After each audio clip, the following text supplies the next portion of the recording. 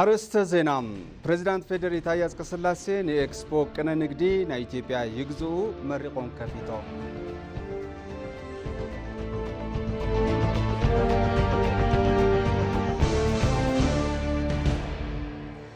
ቀዳማይ ሚኒስትር አብይ አሕመድ ዝነበሩ ጉድለታት ክስተኻኸሉ ብምግባር ዓብይ ግድብ ህዳሴ ብቕልጡፍ ንኽዛዘም ገይሮም እዮም ክብሉ ዶክተር አረጋዊ በርሀ ገሊፆም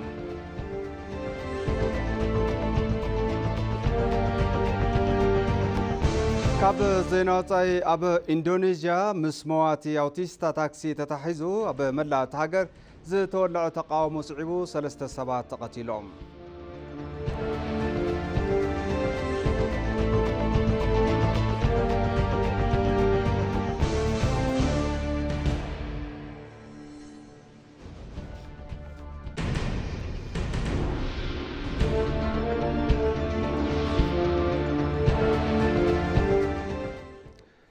سلام طعم حبلي زخوركم تملكتي كما يتعلو لكع ساعات شعات خوينو ناي زعل زيناتات حيزه مصي لخو زيناتات اندامرحكم ساكم صنح انا ابراهيم فسام فلما حصر زيناتات بريزيدنت فيدري تايي አጽቀሥላሴ ንኤክስፖ ቅነ ንግዲ ናይ ኢትዮጵያ ይግዝኡ መሪቆም ከፊቶም እቲ ኤክስፖ ቅነ ንግዲ ናይ ኢትዮጵያ ይግዝኡ ካብ ሎሚ 24 ክሳብ 29 ሓሰብ 2017 ዓም ተብረት ዘካየድ እዩ ሚኒስትር ንግድን ዘባው ምትእስሳርን ዘዳሎ ቅነ ሃገራዊ ንግዲ ናይ ኢትዮጵያ ይግዝኡ ካብ ሎሚ ጀሚሩ ንተኸታተልቲ 6 መዓልታት ክሳለጥ እዩ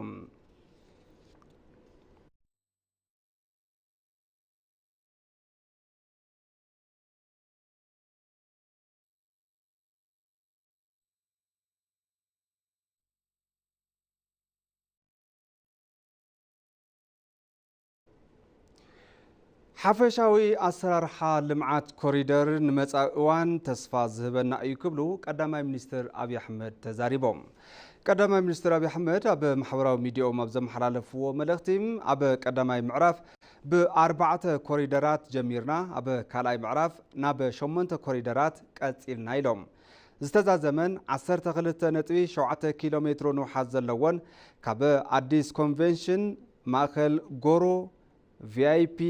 ኤርፖርት ኮሪደር ሎሚ ከም ዝተዓዘቡ ድማ ገሊጾም ኣሎም እቲ ኮሪደር 29 ኪሎ ሜትሮ መንገዲ እግረኛን 15.2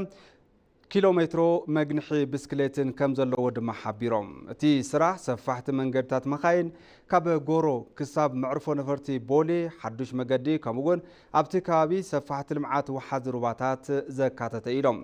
7 ስፖርት ማእከላት ጠጠው መበሊ መኻይን መናሃርያ ታክስን አውቶቡስን ካፌታት ወዘተ ከም ዘለዎ እውን ገሊጾም እቶም ስራሕቲ ዕድል ስራሕ ኣብ ምፍጣር መራኸብታት ኣብ ምስፋሕ ኣበርክቶ ከም ዝገበሩ እውን ተዛሪቦም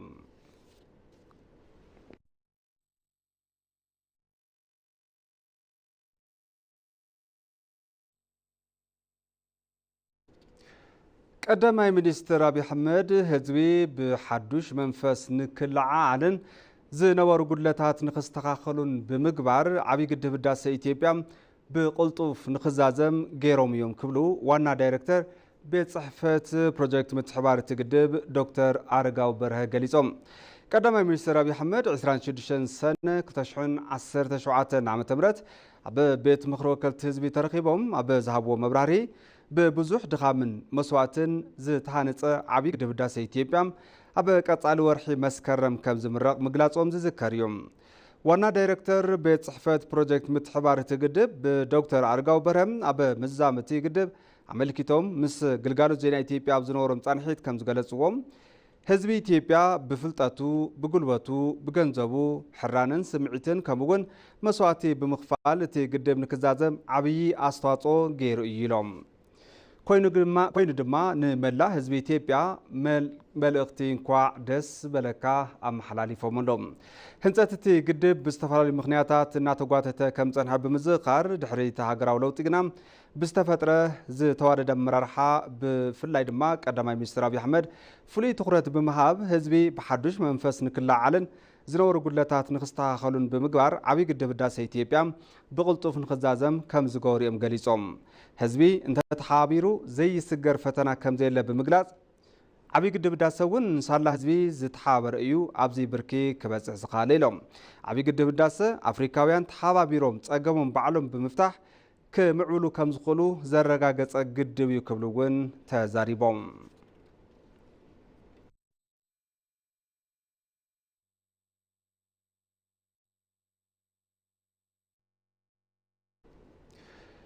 أب مأخل مخبر السلام منيستر مكلخال بيت مرتي مأخل مسلطاني كونتيننت خورسو ململ وتعدرات يمرق لهم أبتي سنة سرعات مرقة أمرار حصراوت مكلخالنس أو عيد استقور له مقايشن ترقيبهم حالا فرق مزبت بيت مرتي لتنال كولونيل بلاي هروي بفلاي نإزياء كمز قلتو بيت مرتي خورسو لعول وتعدراو فلتاتن بقعاتن زلوهم وتعدرات مفرايو كاتيلو كمزلو يمامل كيتهم لو معلت نمبل عصراي زمرقو ململ وتهدرات نلوعلاونت حاجر زت أمام حيلي بمخان زقلقلون نقلقلو زلون جاقانو زفر تكال مخانو أفليتهم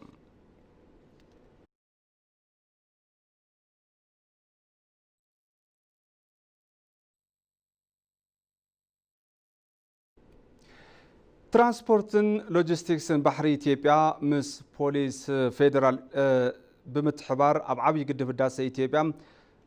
زوافرو ململ عبالات بوليس حلوة وسن بحري بمسرتاو بحرينينت بمسلطان عمر يقولهم أبا أكاديمي ماريتايمن لوجيستيكسن بابو غايا أبا استقايد مرها قبر مرقام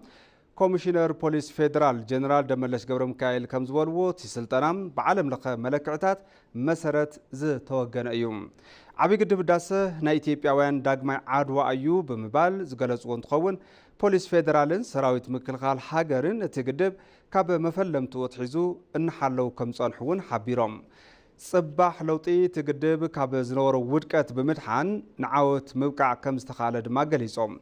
وانا فصام سراح ترانسبورتن لوجيستيكسن بحري بريسو عملو بقدوم تي تكال عبيت عبيت حاجر لعول أصواتو نابركتن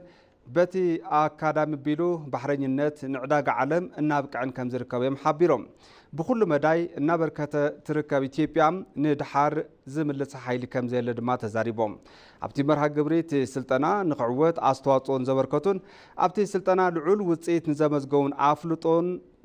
شلماتن كم استوابون قلقال الزين إثيوبيا صبتيبهم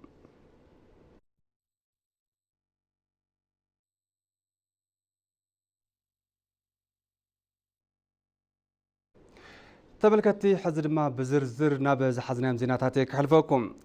إثيوبيا مايرو أباي حفتي كلن حقرات مفاسسي لا كم تأمن منستر ماين إنرجين إنجينير حبطام إتفا تزاريبهم سمع مسرح متحوار وأباي ويدما CFA كفرم زنبرا مريح قده نزي زرقا قص مخانوون يردو نصاب يوحانس فانتاخون بريو برحانان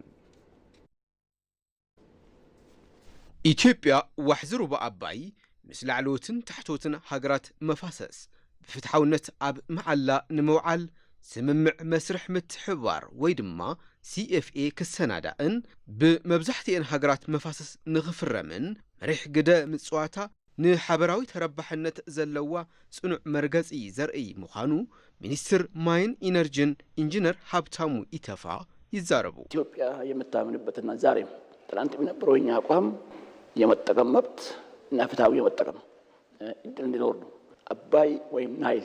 كذا تشاغرو نايت مالن لو من مرقز إثيوبيا فتحاوي تتقامنتيو أباي وي نايل ناي كليو ناي حباريو لنا أين نأمن إثيوبيا نزي حساب زي كتلع الكلا بزحت هاجرات بسقطاين يعزبانيرن لو مجن إثيوبيا حويسو شدشت هاجرات CFA وي مسرح متحبار فريمانيان أبا وشتو مسل حبراوي تربحنتن قبو كنكنن اتي روبان زقلتو قدات اللو يوم يقارا يمتقم مبتنا وهاري من كباكب قديتها يمقلتو قداوش جالو بتحتوت هاجرات مفاسس يلعلو نزنبرو أب قدب هداسة زادهبو زي تقللو قدايات إثيوبيا اتقدب التقاقما ماي زملكتون كالوت سقاات دحننتن زي بلو بروجكت مخانو بعالم لخاويان كيلاتات زتسنادة وزيت مصنعتي أقريبا أيا يبلو إنجينير هابتامو اتفا داسين سنجمبر بطام بزوش قوش ياقاتمون نبره በተለይ ከጎረቤት ሀገሮቻችን ከታች ህዳሴ ክንጅምር ከለና ካብ ታሕተወት ሃገራት መፋሰስ ዝለዓሉ ብዙሓት ሓቅነት ዘይብሎም ሕሜታት ነይሮም እዮም ኢትዮጵያ ከም ትጎድኦም ዝገልጹ ህዳሴ ምስርሑ ከም ዘሓስዮም ዝገልጹ ዝተፈላለዩ ወፍርታት ፕሮፓጋንዳ ይካይዱ ነይሮም እዮም ኢትዮጵያ ድማ ሓይሊ ድሕሪ ምፍልፋል እቲ ማይ ተመሊሱ ከም ዝኸደ ዘይጎድኦም ምዃኑ ትገልጽ ነይራ እያ ኣብዚ ጉዳይ እዚ ኣብ ዓለም ለኻዊ መድረኽ ንምዝታይ ቅርብቲ ምዃና ትገልጽ እውን ነይራ ካብዚ ብምብጋስ ህዳሴ እንትጅመር ዓለም ለኻውያን ክኢላታት ተዓዲሞም ህዳሴ ጸገም ከም ዘይፈጥር ዝጎልህ ጽዕንቶ ከም ዘይፈጥር ደረጃ ሓልዩ ዝህነጸ ግድብ ምዃኑ ዝተቐመጠ ሰነድ ማሕበረሰብ ዓለም ዝረኣዩ ጉዳይ እዩ ሁሉም ዓለም አቀፍ ማህበረሰብ ያየው ጉዳይ ነው ኣብ ዝሓለፉ 3 ዓመታት ካብቲ ግድብ ዝውሕዝ ዝነበረ ማይ ታሕተወት ሃገራት መፋሰስ ኣብ እዋን ክረምቲ ይኹን ወቕቲ ሓጋይ ዝለዓለ ረብሓ ዝረኸባሉ ነይሩ ይብሉ ሚኒስትር ማይን ኢነርጂን ኢንጂነር ሃብታሙ ኢተፋ ባለፉት 3 ዓመታት ከህዳሴ ዝወጣ የነበረው የውሃ መጠን ኣብ ሕሉፋት 3 ዓመታት ካብ ህዳሴ ግድብ ዝወፅእ ዝነበረ ዓቐን ማይ ቅድሚ ህዳሴ ምስርሑ ካብ ዝነበረ ዓቐን ማይ ኣብ እዋን ሓጋይ ካብ 3 ክሳብ 4 ኢድ ይወሲኹሎም ኣብ እዋን ክረምቲ ብውሕጅ ዝጽገምሉ ዝነበሩ ሓደጋ ብብዙሕ ኢድ እዩ ነክዩ ኢትዮጵያውያን ብዘይ ድጋፍ ባዕልና ብዝሃነጽናዮ ግድብ ሎሚ ካርቱም ካብ ውሕጅ ነጻ ኮይና እያ በሌለን ድጋፍ በራሳችን በገነባነው ግድብ ካርቱም ዛሬ ከጎርፍ ነጻ ነች ብምኽንያት ህንጸት ዓብይ ግድብ ህዳሴ ኢትዮጵያ ሱዳንን ግብፅን ዝረኽብኦ ዝነበራ ዋሕዚ ሩባ ኣባይ ብምውሳኹ ዘልምዖ ዝነበራ መሬት ብ3 ወይ 4 ኢድ ኣዕብየን ዝርባሓሉ ዕድል ሒዙለን ከም ዝመጸ እቶም ሚኒስትር ኣገንዚቦም እዮም ተመልከቲ ሕዚ ድማ ናብ ዜና ወጻኢ ክንሰግር ኣብ ኢንዶኔዥያ ምስ መዋቲ ኣውቲስታ ታክሲ ተታሒዙ ኣብ መላ ሃገር ዝተወልዐ ተቃውሞ ስዒቡ 3 ሰባት ተቐቲሎም ተባሂሎም ወዲ 21 ዓመቱ ኣውቲስታ ኣፋን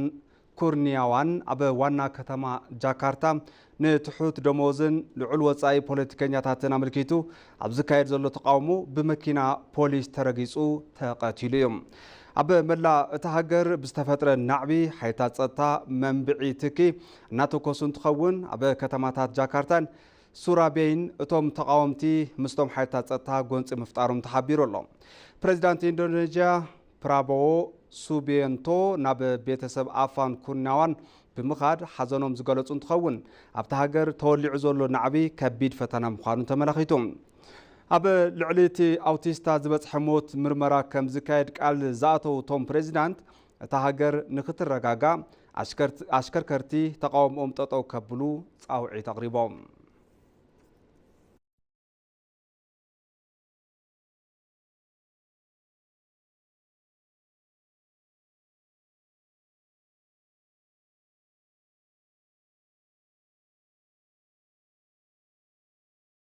ኣብ መወዳእታ ቀንዲ ዜናታት ዝዕለት ከዘኻኽረኩም ፕሬዚዳንት ፌደሪ ኢሳያስ ቀስላሴ ንኤክስፖ ቅነ ንግዲ ናይ ኢትዮጵያ ይግዝኡ መሪቖም ከፊቶም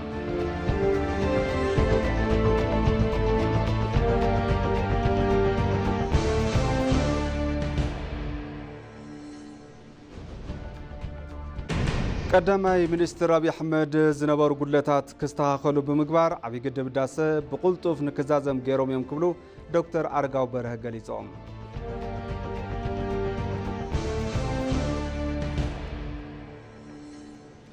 ካብ ዜና ወፃኢ ኣብ ኢንዶኔዥያ ምስ መዋቲ ኣውቲስታ ታክሲ ተታሒዙ ኣብ መላእ ሃገር ዝተወልዐ ተቃውሞ ስዒቡ 3 ሰባት ተቐቲሎም